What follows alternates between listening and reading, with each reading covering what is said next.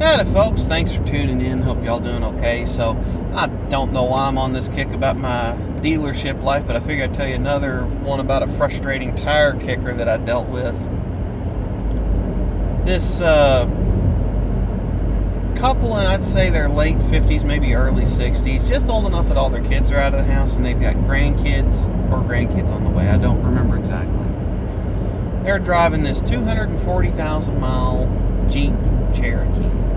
A very nice, well-kept car, but getting up in miles, and they're beginning to get concerned about it. They don't necessarily want to trade it in, depending on the price. They just want to buy something that has low miles that they can use if they go on vacation instead of renting cars, and that way they've got a spare, and to kind of use the Jeep more for bad weather or when they need something that has a little towing capacity. All that's completely fair. I'd be more than happy to help you folks.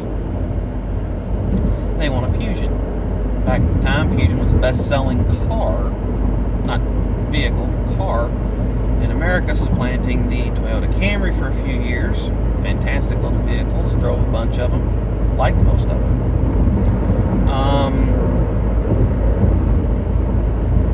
Very comfortable vehicles, in my opinion.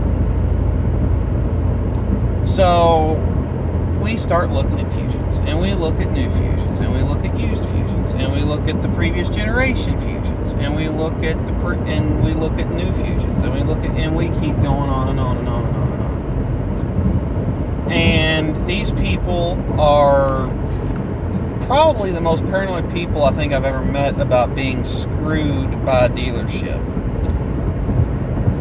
We had this very nice previous first generation body Fusion.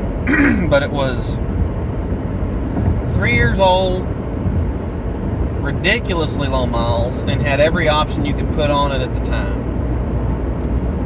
And they want to take it to their mechanic. Absolutely, I understand that. Vehicle's out of bumper-to-bumper warranty. We can make that happen. They take it to their mechanic. They're not upset about the price. They're not upset about the condition or quality of the vehicle. Their mechanic said this would be an excellent car. It's got low miles. You've still got a couple years of powertrain warranty. You can get additional coverage if you want. On and on and on. They just wouldn't settle down. And I went on 5 test drives with these folks.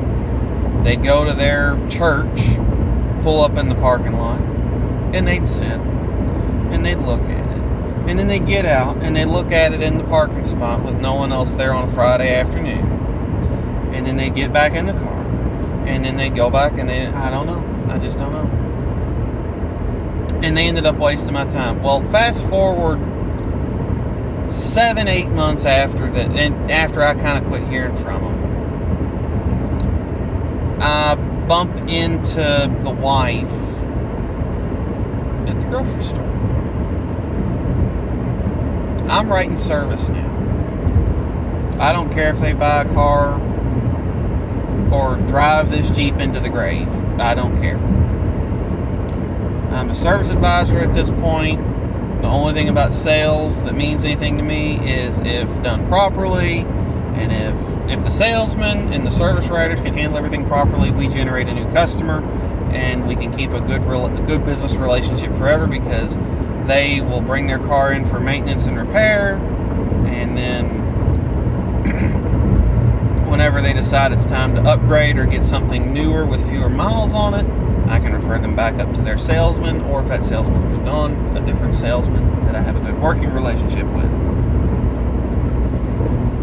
Meet this customer at the checkout lane at Kroger.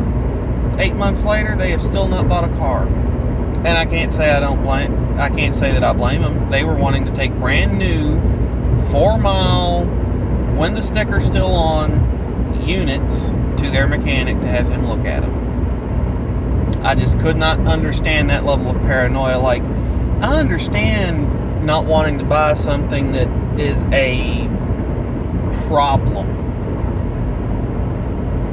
that arms and legs you through life, because I've had my share of those, and I've had my share of good used vehicles, and I've had my share of good late model vehicles. Up until 3 years ago, I never owned a vehicle that was within I think the newest vehicle I ever got up to that point was 6 years old, up till 3 years ago. So I owned vehicles that were out of all the warranty. And I definitely got I got $100 billed to death by one of them, and it had me almost to the point where I was ready to set the thing on fire, but that's another story. But I don't understand. Yes, this vehicle just rolled off the assembly line, went through all of its delivery inspections, both at the factory and at the dealership. It's been cleaned up, it's been idled, it's been idled up on the rack, so if there was anything leaking, we'd know about it. If there were any issues, we'd know about it. And on top of that, it's got warranty for 3 years 36 bumper to bumper, or 5 years 60 on the powertrain. And so if you pull out of the lot and this thing grenades, the engine, transmission, or half shafts will get you a rental car and you're covered. Wanting to put that up on a lift. I don't understand it, but I was not the least bit surprised that they were still driving around their 260,000 mile Jeep as a daily driver, because they couldn't get comfortable with the idea of having anything else in the driveway but this very good condition but very old Jeep.